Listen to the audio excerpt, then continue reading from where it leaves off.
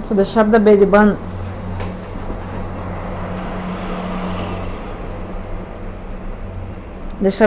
hit the cow because of the sound of the cow drinking water, maybe. So the Shabda Bediban hit the cow. Shabda Bediban is some kind of arrow that moves according to the sound, like a sonar, like a missile. So the cow came running. She gave up her body in the kingdom of Dasrath Maharaj.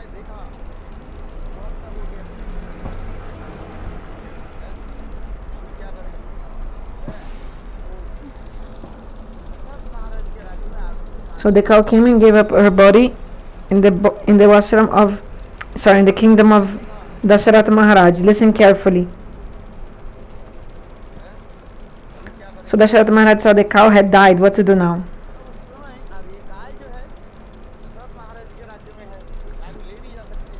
So the cow was in the kingdom of Dasarath Maharaj.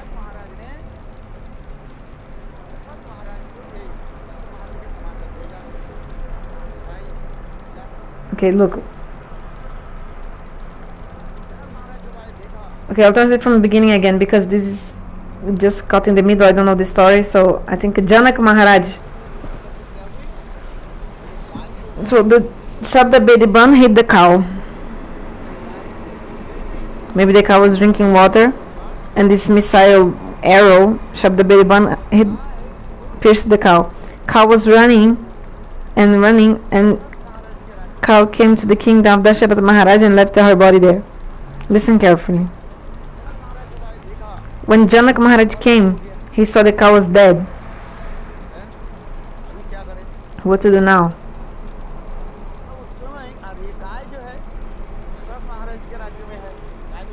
And the cow was in the kingdom of Dasrath Maharaj. He could not take her back, couldn't do anything about her. So Janak Maharaj, he sent some news to Dasrath Maharaj. Unknowingly, a cow died, not on purpose. So he told everything. I was hunting, and this happened. What to do? Please tell me what to do. Because she came into your kingdom, I cannot take her back. So, but what must be done? So at that moment, Dasrath Maharaj, he was going to puja in the mandir, in the temple. He had ingredients for worship in his hands. Dasrath Maharaj told, I don't have time now. I'm going for puja. What to do then? So how to reconcile the situation, how to solve this problem? Then again and again he was saying, then Dasrath Maharaj told to a Shudra, go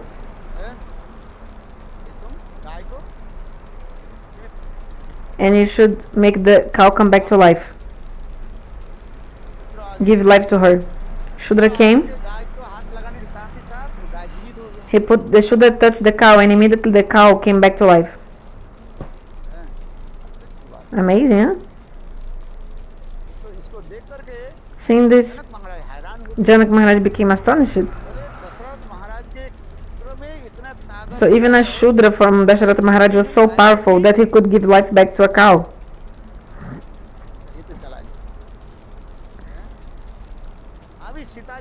Okay, so this was solved.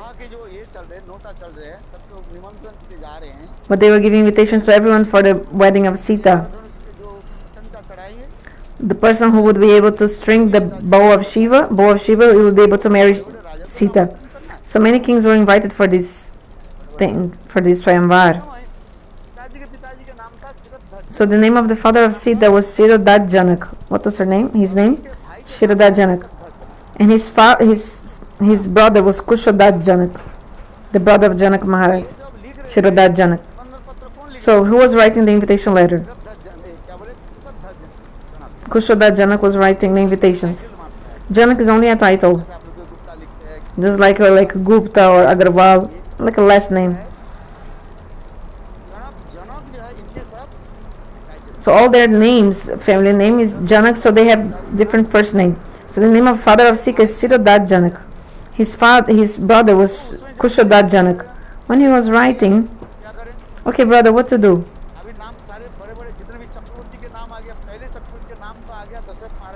So all the Chakravarti names, Chakravarti is like emperor. So now we'll call the emperors, and the first one on the list is Dasarath Maharaj, to invite for Sita ceremony of choosing a groom for her.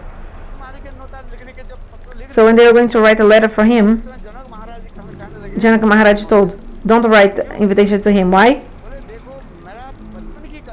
Something happened in my childhood.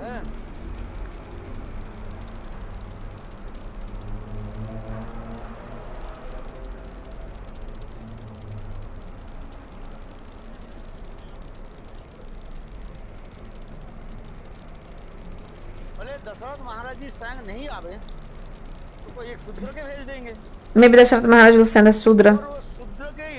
And if the Sudra is so powerful, maybe even the Sudra of Dasrath Maharaj can lift this bow of Shiva. The people of Ayodhya, they are so powerful.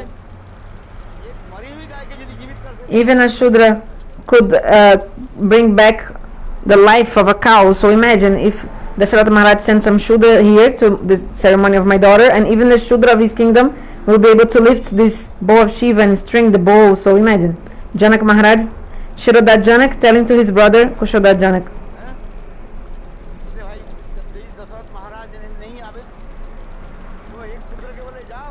So imagine he won't go, but he will send a Shudra on his place, and the Shudra will break the bow or maybe string the bow, and my daughter Sita she'll have to marry a Sudra, because this was the condition. So that's why Sirradhwaj Janak said, don't invite anyone from Ayodhya and don't allow them to know anything about what is happening.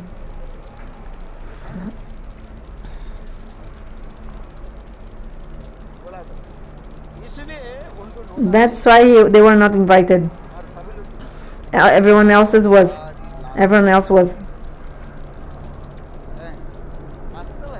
This is true. People of Ayodhya, they were so powerful. Even before the birth of Ram, the Ayodhya people, they had so much faith in also Ram. Like when Dasarath Maharaj, he killed Shravana Kumar, the son of the blind rishis. Dasarath Maharaj came to Vashista. Vashista was the guru. So Vashista was not in the ashram at that time. Vashista was someone else. Somewhere else. And the disciples of Vashista, they told to Dasarath to chant 3 times the name of Ram. So you see, the name of Ram is not coming in Treta Yuga. Actually, from unlimited time, Ananta Kal, this name of like Satya Yuga, and even before, the name of Ram is already here. Many people think, oh, Ramachandra came in Treta Yuga, and that's why his name Ram. Like people think, oh, because Ram came in Treta Yuga, that's why. They think the name of Ram is only because of Ram in Treta Yuga, but actually the name of Ram is unlimited, since unlimited time is here.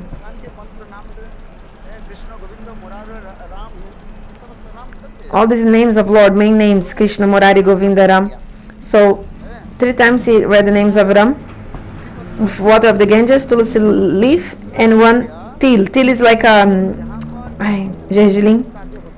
Til is sesame seed.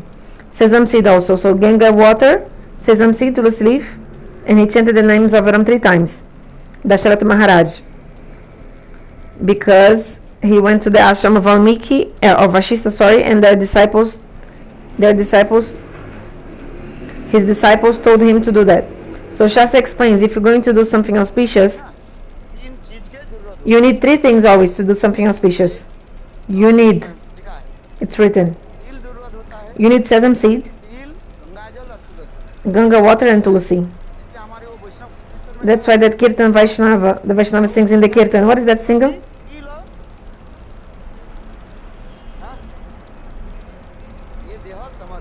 Madhava Bahuta Minati Koretoya. So he did Achaman with this tulsi leaf, water of the Ganges, and sesame seeds. When Vashishta came back to the ashram, he was angry. Only one name of Ram is already enough. Why did you tell him to chant 3 times if only 1 time is enough? So in Bengali we say,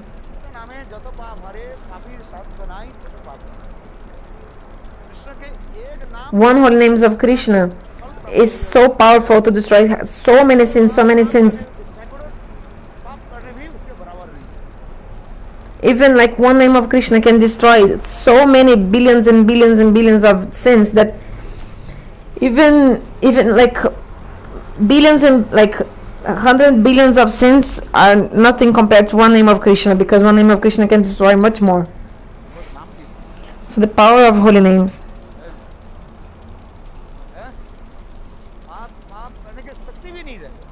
So we won't even have the potency to sin anymore. Because to sin you need also power. Like Dushasan, he was pulling off the clothes of Draupadi. So he had some power, right, to do this sinful activity, to try to make Draupadi naked. So you will not even have the power anymore to sin. This is the power of holy names. So Janak Maharaj is saying, he told his brother, don't invite Dasarath Maharaj, because maybe he won't come, he will send a Sudra on his place instead of him, and even the Sudra will be able to lift this bow and break the bow of Shiva. Offered to Bhagavan. Okay, so distribute prasada to everyone.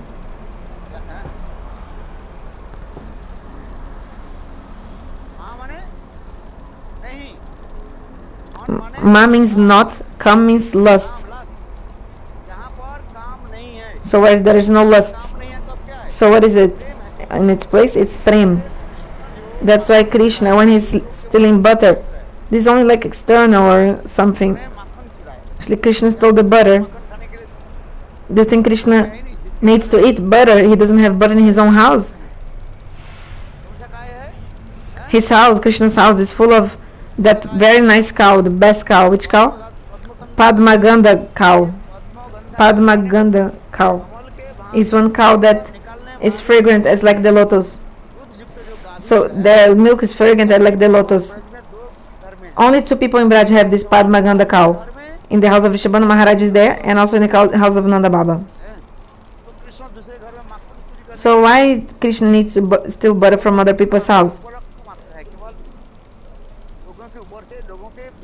This is just to please the people externally like this, but actually ma means not, come lust means the prema of in the heart of the vrajavasis. That's what Krishna is taking. Krishna is stealing this love from their hearts. Krishna is begging for love. So all the avatars of Lord, all the avatars, they are running behind prem. No other reason. Chaitanya Mahaprabhu is also going from house to house and saying what? He's begging for love.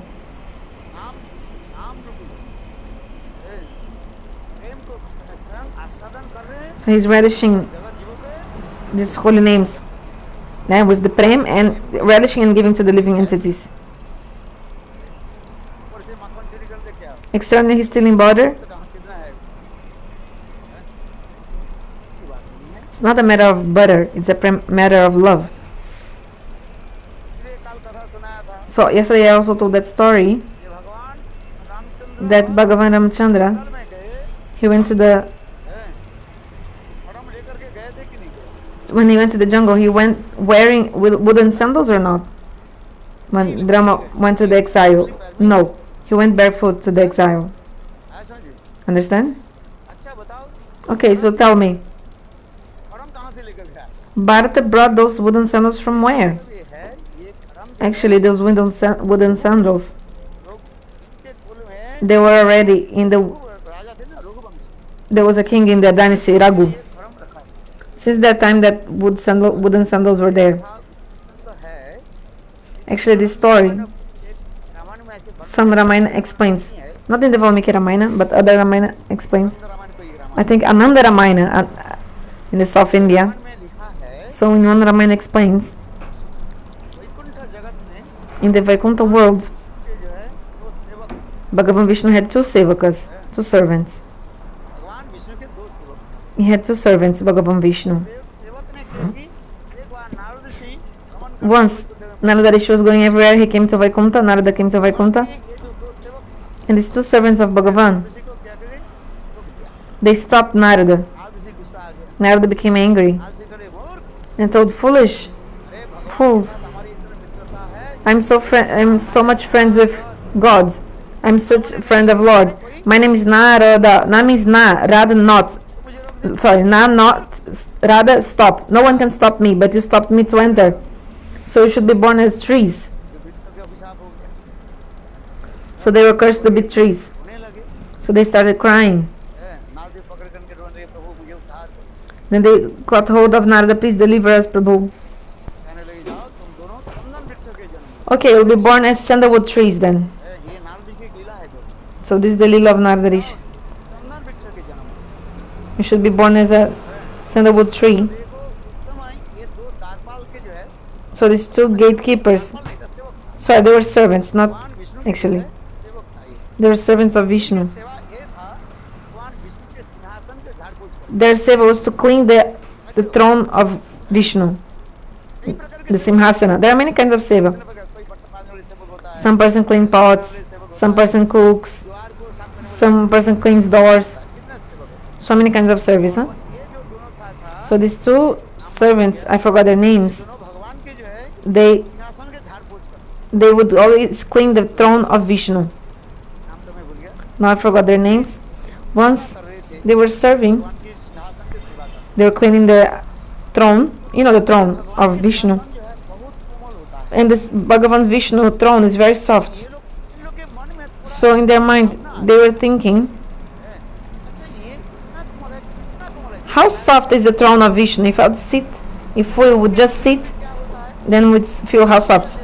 Sometimes, okay, this is also desire of Bhagavan, but they were thinking about this when they were serving.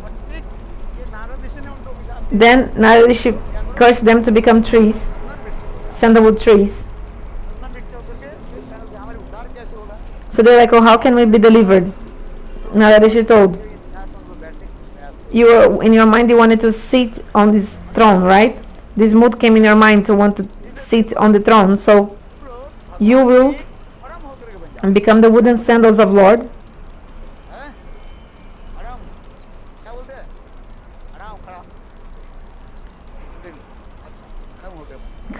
The wooden sandals. When? Narada said, for 14 years you'll be able to sit on the throne. Narada Rishi told. So they were born as sandalwood trees.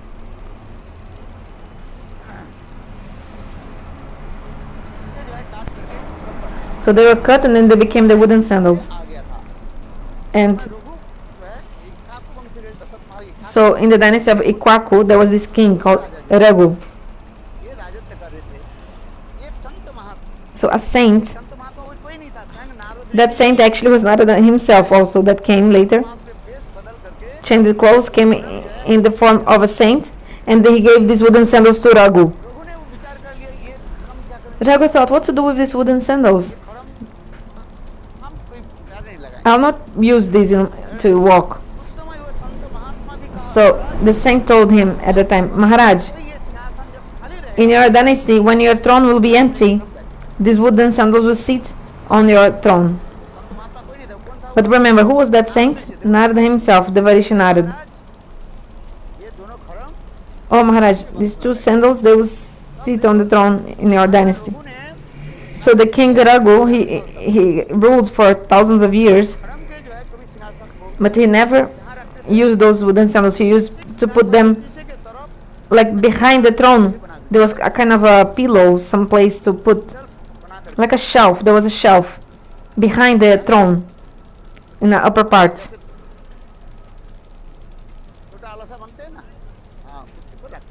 So he used to keep these wooden sandals there.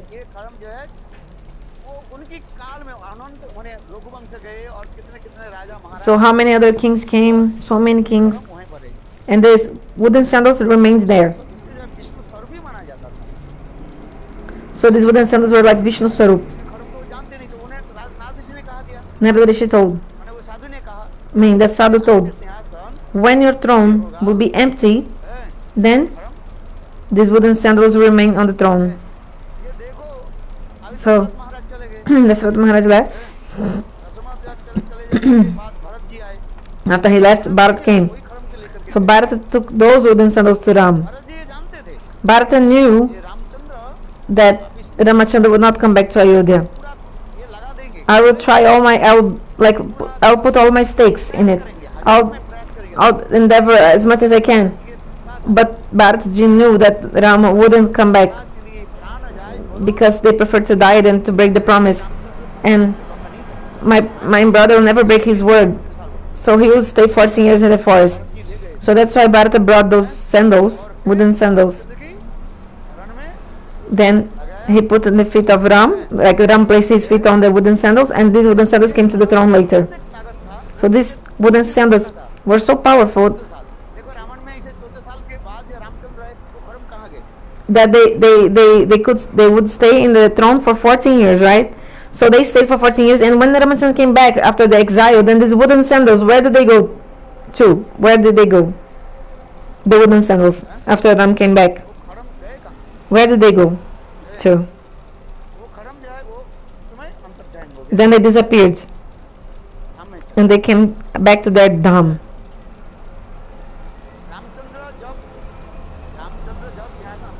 When Ramachandra sat on the throne,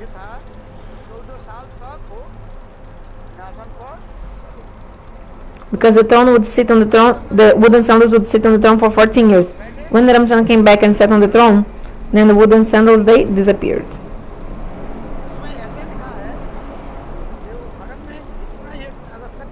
So these wooden sandals were so powerful, just like Ramachandra. So the wooden sandals, they would advise and instruct Bharata, just like Ramachandra. Understand? So the Bharata would consult the wooden sandals would instruct Bharat, give advice to him, just like as if the wooden sandals were Ram himself. So we see also in the same tradition, we see what happens is that why the wooden sandals of the Gurudevs are so powerful. Nobody gives so much importance generally to the shoes, but we give so much for the shoes of Gurudeva.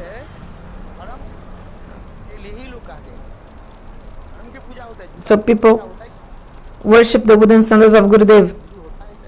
And who worships shoes? Very few people, but we do that.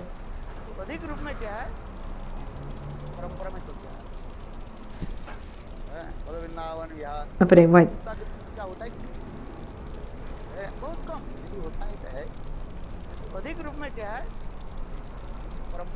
I think Gurudev is saying that generally we worship the wooden sandals of Gurudev. His shoes also can. Maybe some people also worship Gurudev's shoes. I think Gurudev is saying this. Let me come back one more time.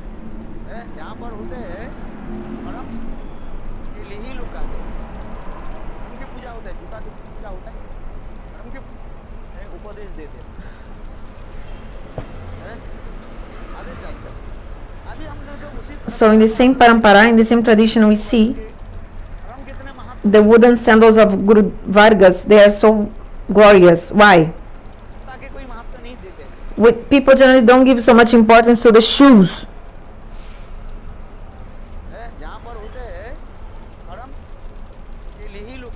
People generally they give more emphasis to the wooden sandals, not so much the shoes. Yeah, maybe somebody worships shoes, but not so much. Generally, we see worship of the wooden sandals of Guru Vargas. So this parampara, the same tradition.